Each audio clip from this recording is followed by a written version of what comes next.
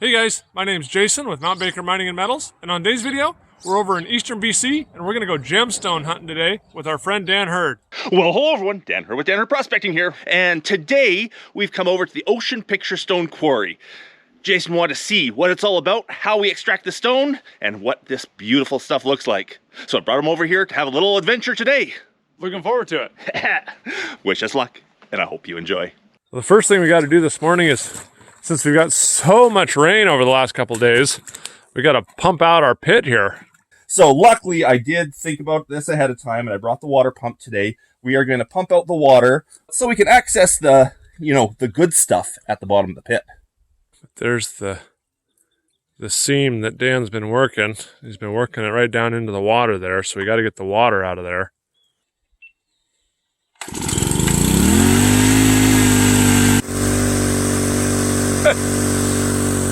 Dan watering the plants. Watering the tree. We got her down and definitely exposed the good part of the seam over here. Hopefully today we can get at least one really good, beautiful chunk out of the pit. Well, we've got our pit pumped out about as much as we can. Dan's working on getting a spot exposed here. It looks like he got a spot he likes. Dan, tell me a little bit about what our plan is today and a little bit about this ocean picture stone. Well, I plan today, I don't have much room in my truck to take much volume home, so I want to get one really good rock, just so you can see it coming out. It's one amazing rock. And this one here is probably our victim for today. I would have liked to have less water in the pit because I would have liked to put feather and wedges underneath it as well as on top, but I don't think I can actually pump enough out to get to that point. Okay.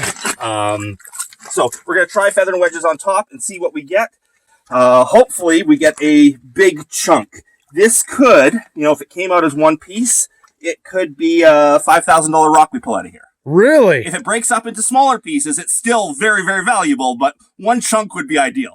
That's my experience is not gemstones at all, but I'm looking at that as a $5,000 rock equivalent to gold. That's 2.5 ounces. Yeah, exactly. That's a lot of money for a little bit of work today. Well, we haven't done the work yet. We don't know how much work it is. Maybe I need to go into the gemstone business. This is very cool. I had a friend, a gemologist friend, tell me early on in my career, he said there's far more money in rocks than there is in gold. Really? Yeah. Now, that's not taking into account, big mining companies with huge, huge mines. But sure. For the average Joe that wants to get out there and do something hobby or small scale, by far more money in rocks. And that could be ocean picture stone, that could be peridot crystals, rubies, whatever it might be that you have in your area. Uh-huh. You find a way that you can extract those and sell those, and it's worth its weight in gold for sure. Really? Really?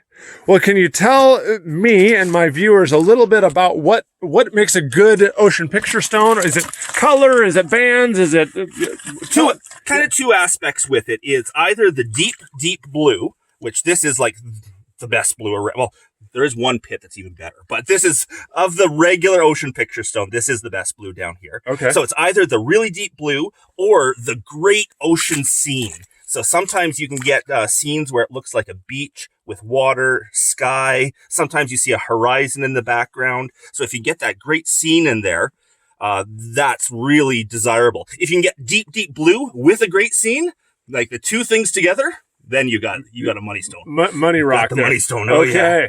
And so this is a good one. Can you tell me, just kind of backing up here, where you've got, this is a vein. This is just like a quartz vein. Yep. Runs all kind of behind you here. It's 2 or 3 feet wide. Yep. And you've been working this for a month, a year? About 3 years now. About 3 years. About okay. 3 years now that we've been working this scene here. And, some trips we can get, 300-400 pounds out. Some trips it's like 500 or 600 pounds out of this. But it's a lot of work now.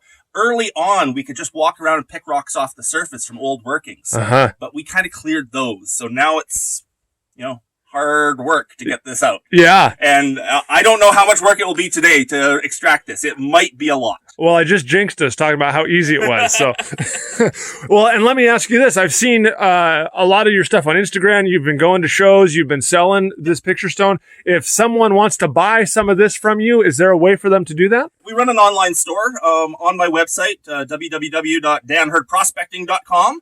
And yeah, we do sell this stuff, you know, in specimens or by the pound, chips for tumbling, all sorts of slabs, all sorts of stuff on the website there. Cool. Well, I will leave a link to that in the description. Awesome. For jewelry and stuff, what's kind of the classic thing people make? Or do they, we talked about pendants, we talked about rings. A lot of people make pendants. It's the best way to get a big enough, you know, scene in a piece of jewelry. We have made rings and brooches and stuff, but pendants seem to be the best. Okay. Well, if you guys are interested in any of this ocean picture stone, check out Dan's website.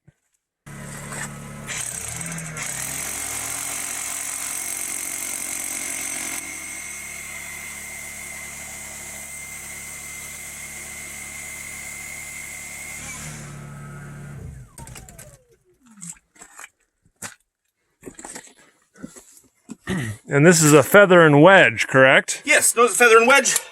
Very old style of breaking rock. In fact, back in Egyptian times, they used something quite similar, made out of wood that they used just water on, but same idea.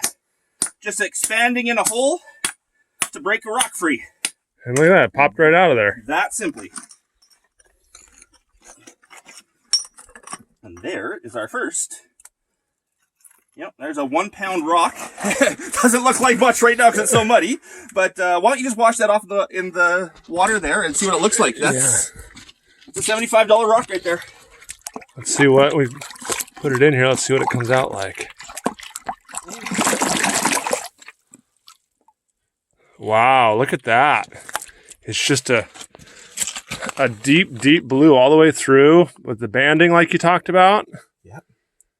The red inclusions, if you flip it over, those red inclusions are sort of what you're looking for in it. Although if it's deep enough in the hose, like deep enough and not oxidized, those are gray. So flip over the other side, you'll see a few that are gray. Okay. Those haven't oxidized yet. Okay. And some people like the gray look. Some people like the red look. I think the gray is a little more rare because most of ocean picture stone has the red inclusions. But yeah, that's actually probably about a 2 pound rock there. We'd cut that in half and sell 2 1 pound chunks out of that. Wow. And just that easy. It that just easy. Popped it off. That one was that easy. We haven't gone for this yet. Yeah. Well, show me how easy the next one is, Dan. Yeah. No, that's very cool. It's way easier getting small pieces than it is to extract a big piece. Right. And strangely enough, it's easier to sell the small pieces because it is an expensive stone. You know, it's easier to sell a $75 1 pound rock for someone to put on their mantle for a showpiece than it is to sell a $5,000 rock. The serious collectors will want the big one. Yeah. But, you know, the average person that just wants something to show off, they're usually going for the smaller 1 pound rocks. So yeah. We sell a lot more of those. Interesting. All right. Well, let's go after that big boy there. We got our first little piece out there. And Dan, I know you get a lot of questions about, you know, what exactly is ocean picture stone? How does it form? Why is it blue? Can you talk about that a little bit? Well, it is just a quartz vein. It might be known for like gold miners and stuff as a hydrothermal or an epithermal vein. It's hot water boiling up from the core of the earth, not the core, in the crust, boiling up, bringing quartz up into fissures, into cracks. And it's the exact same process that forms, you know, gold-bearing mine seams. This is the stuff that you mine for gold. In this case, it didn't bring gold with it. It brought another metal that has naturally stained the quartz blue. And so it's just a quartz or a chalcedony, and it's just a very, very unique blue with a very unique figure that makes it very desirable. Yeah, and so BC Ocean Picture Stone is only found here. This is exactly. There isn't another deposit of this anywhere in the world that's known. And this is the only one around. There are a couple things that are similar, but a similar color. There's some calcites that are blue like this. There's something down in the Dominican Republic that looks kind of the same blue. But as far as this figure that looks like ocean scenes, only one in the world. Wow. And for people that don't know, and I'm going to get a little education here as well. Quartz is a very common mineral. It's in a lot of different gemstones, and the staining or the precipitation of the mineral of the quartz will determine the gemstone type that it turns out. Is that correct? Yep. Amethyst is just purple quartz. You know, rose quartz is just pink quartz.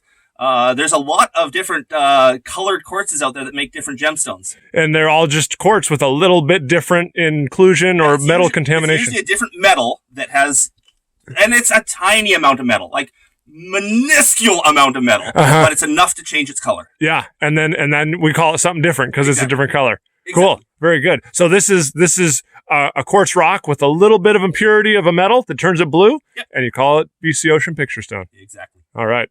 Yeah, let's get that big boy out of there. I want to see if we can make something out of that. So right now, Dan's going to work his way and drill a couple 3 or 4 holes along the bottom here and use those feathered wedges and try and just work that up. We may have to come down from the top and do some holes down in the top as well. But our hope is to break out this large piece all at once and see if we can make something of it.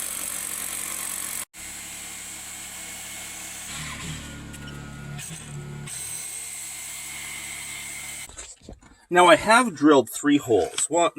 1, 2, 3, 4 down along the bottom, and that's to create a flaw going in horizontally underneath the rock.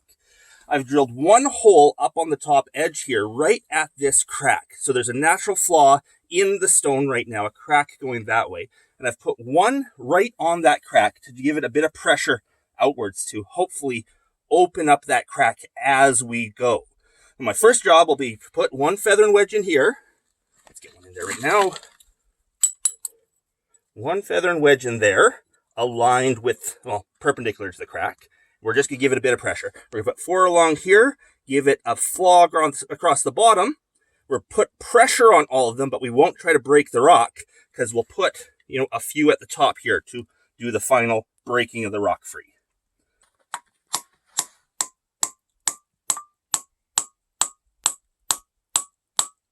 Don't want to put too much pressure on that because I don't want to just break off the top at this point. Is it the sound that you use or the pressure with the hammer? How do you tell? I watch for cracks is what I do. The sound does give you a bit of an indication. If it's sort of a musical pinging sound, it means the rock is very solid still. If you start hearing it, if it starts pinging then goes dull and thuds, the rock is broken free. It's really hard working in this mud, though. This is really not ideal conditions. No, it's much better in the summer when this all dries up. Those are cool. I've never seen them as a kind of a unit before like that. That's a good way to do it. And you just bought those from... I actually ordered these from a supplier. I think these are German-made ones. I've gone through a lot of different feather and wedges before I found a set that was strong enough. Okay. We had lots of them break early on.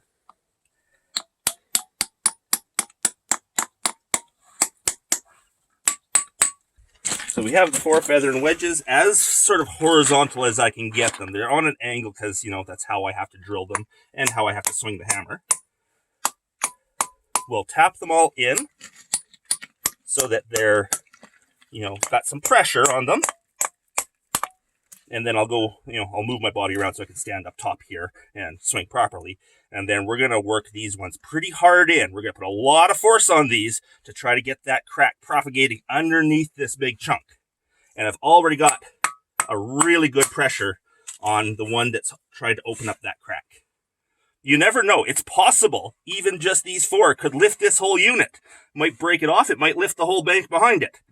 We don't know until we try.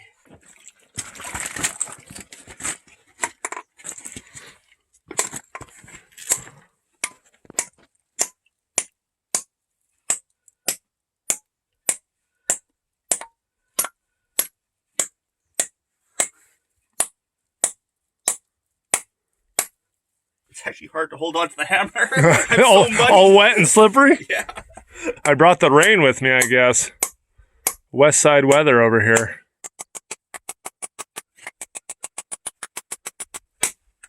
Ooh, crack. Yeah. Hopefully that was the crack just going in. Because all you need is a little flaw underneath, and then you can work from above.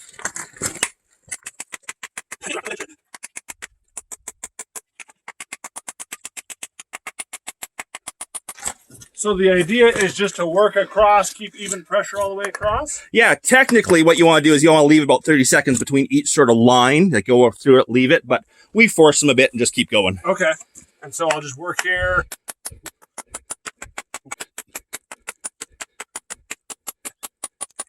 Well, that's about as much pressure on that as we're going to get. Okay. So since it did pop as one, we'll try to break it from above.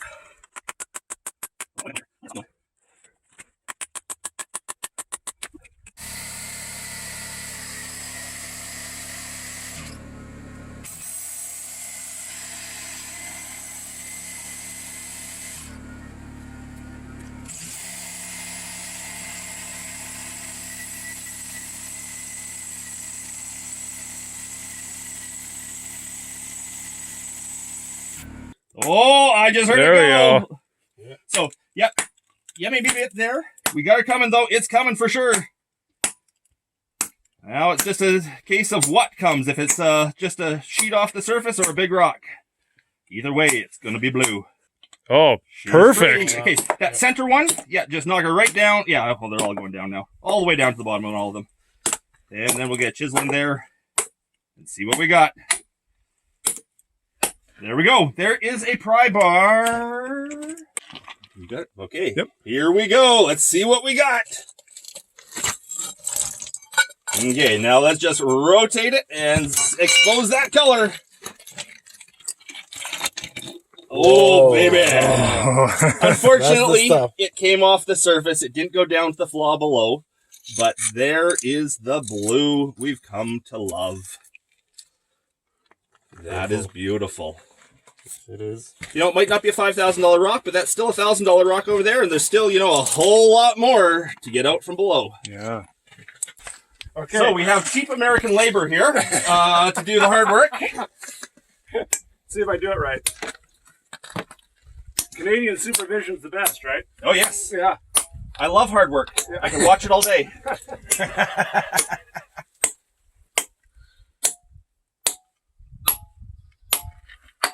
You want any on the bottom or Nope, just on the top? Just the flaw on the bottom should be enough for us.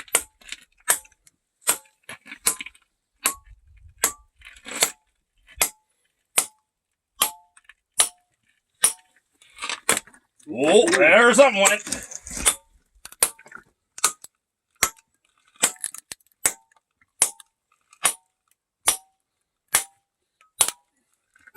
Focus on this one out here for a little bit. This one? Yeah.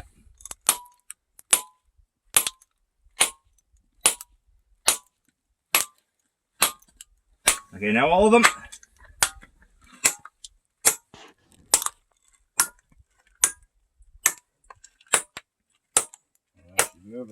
I see a crack going down. I'm hoping you got it as a chunk. You never know until you actually pull it out. ooh, That one's solid? yeah. It's bottomed out. Oh yeah, it might be bottomed out. That was the one that we only shallow hole. drilled part way. Okay, the end one.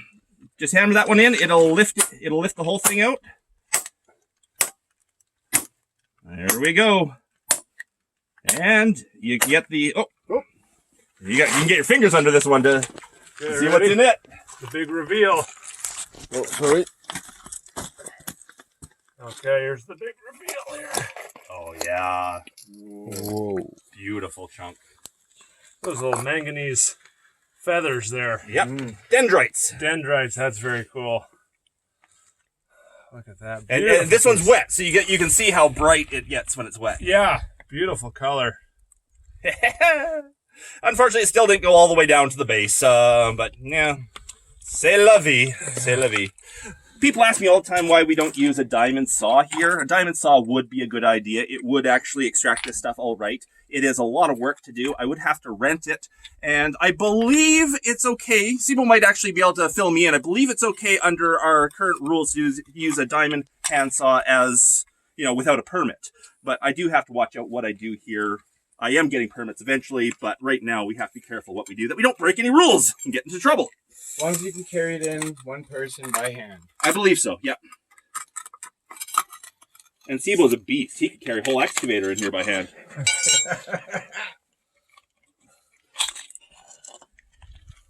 Beauty. So nice, man. Okay, Dan has done all the work for me. So now I can come in and... Spoke too soon. See how easy this is? You had it the first... Oh, there you go. You got it. Yeah.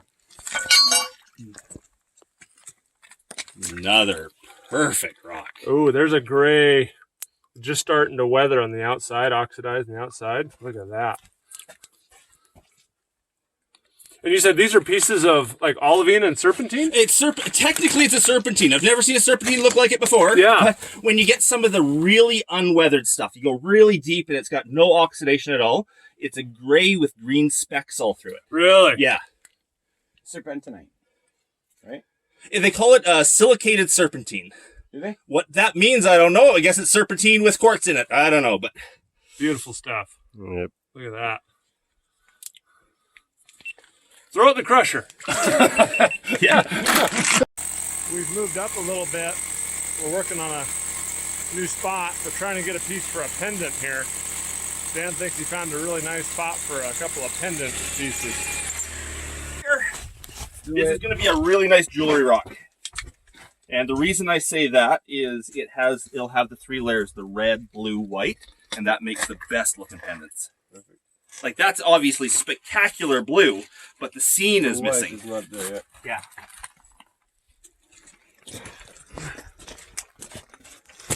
Okay, feed on those.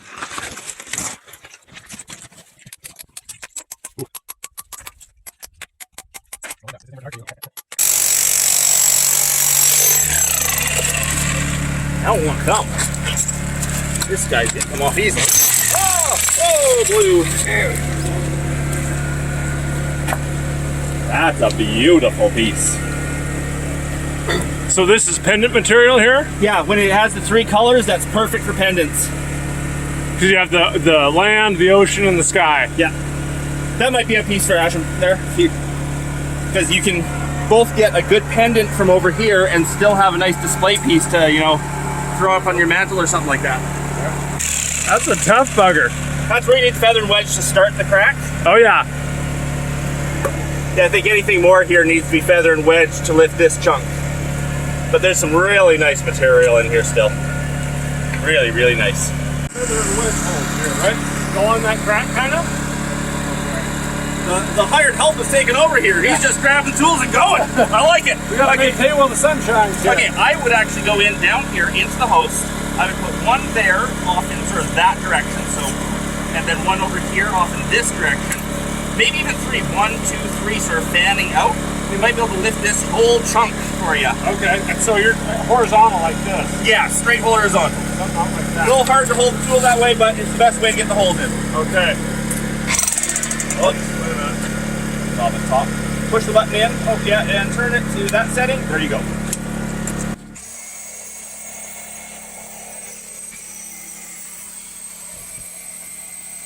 Is deeper better, or is that, I mean, how? It has to be deep enough for the feather and wedge. Okay. A little bit deeper is best, but you don't have to go too deep. Okay. Okay, get the 3 in here. Learn how to use this high-tech tool. Uh-oh. Yeah, what you might want to do is actually take out that last one, drive the first 2 in. Oh, and then work the third one in? Yeah. Okay.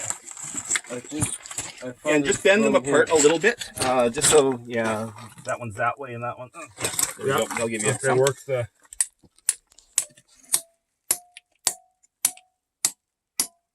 Wheel on this one and see I what think so. happens. I think you might. Drive it in.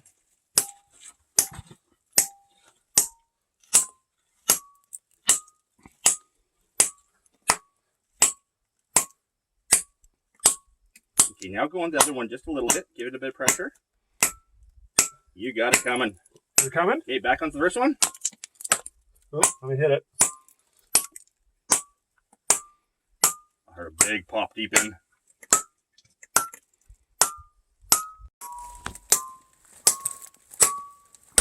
Love that sound.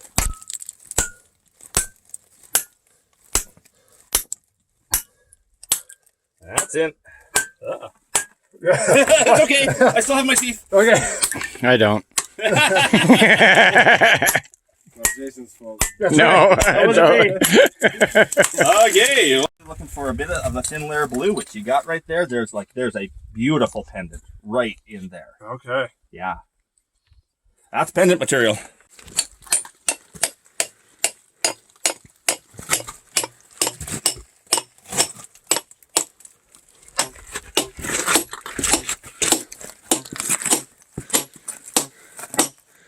Working that crack. There it goes.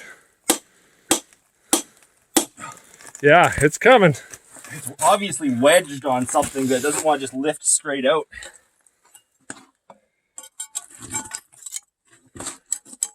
Oh. So maybe. Ooh. Loosen up. There you go. Maybe try to pull it a different direction.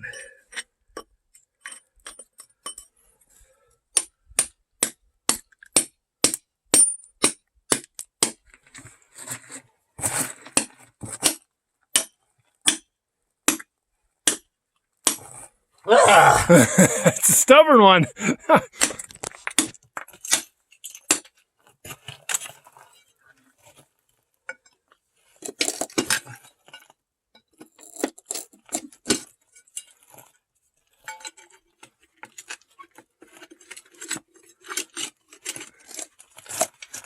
Yeah, it's wiggling. Wiggle it. Yeah.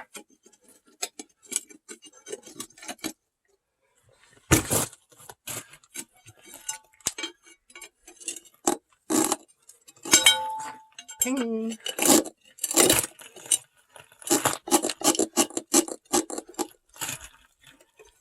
I think you got her on the ropes now. I think it's got me on the ropes.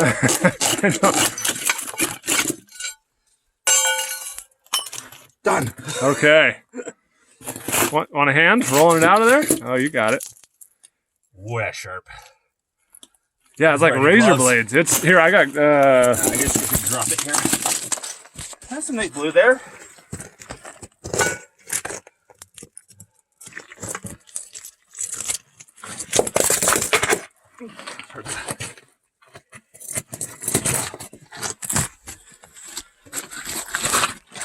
You got some zones in there, huh? There's some. There's some.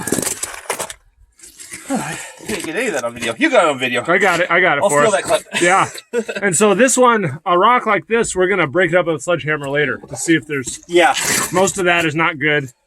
There's some really good zones in it, but it's 100 pounds of maybe like nothing and 5 pounds of good. Yeah. Get all the waste off. Yeah, however, the good stuff is right here going in, and that will be easy to take off now that we got the cap rock out of the way. Yeah. And it looked like we bottomed out the vein. I mean, there's nothing underneath there. Yeah. Okay, one more. One more. Yeah, let's get it. Yeah, so this rock that we were just going to go and take in sledgehammer and see if we could break some of the small sections of really nice blue out of it.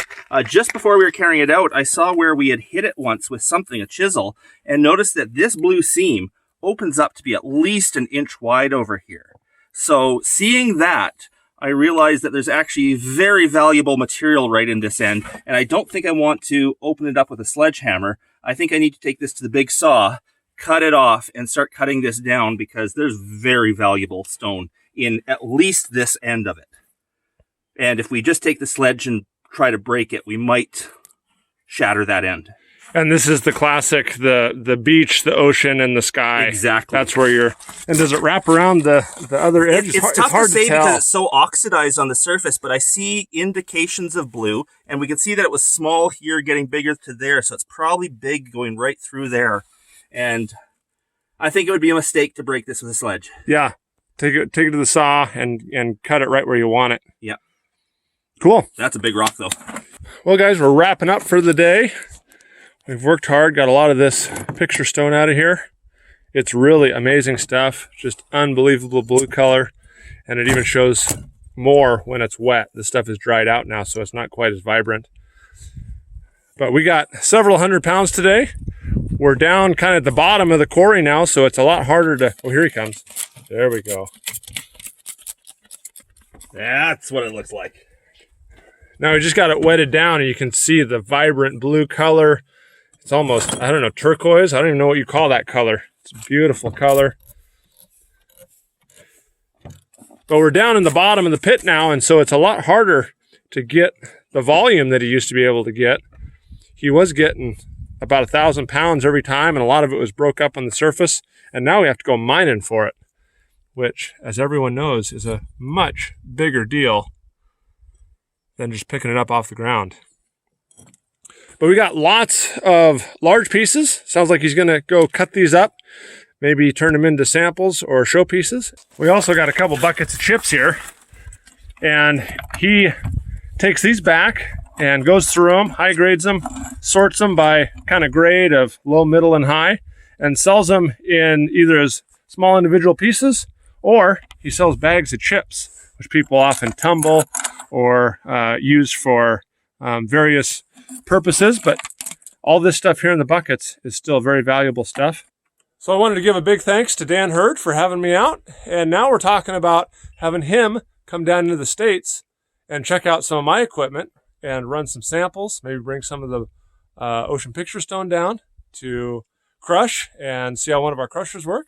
So hopefully we can keep the collaborations going with Dan, and we'll see what we can do in the future. All right, everyone, we're finished up for the day at the ocean picture stone quarry Dan has here. I wanted to say a huge thank you to you, Dan. Thank you so much. You are welcome. For bringing me out, showing me this amazing stone that he's got. It's really, really cool. I'm not a gemstone guy, so we had a really, really interesting learning experience, educational experience for me. And again, earlier in the video, we talked, if you guys are interested in buying some of this stuff, check out Dan's store, danhurdprospecting.com. Is that right? Yep. Link below. And if you enjoyed this video and you want to see more of the ocean picture stone, check out Dan's channel. He's got a lot of other videos of mining this stuff. Do you have any videos of cutting this stuff? Cutting it, making jewelry out of it, all sorts of stuff, as well as all the other, gold mining and everything I do. There you go. So check his channel out. He's got some awesome stuff on there. Again, I just want to say thanks again. You're welcome. It was great having you out here. It was fun hanging out with a like-minded person, and thanks for all the work you did. Yeah. Cheap labor. So, cheap labor. All right. Well, thanks everyone for watching, and we'll see you on the next video. Bye.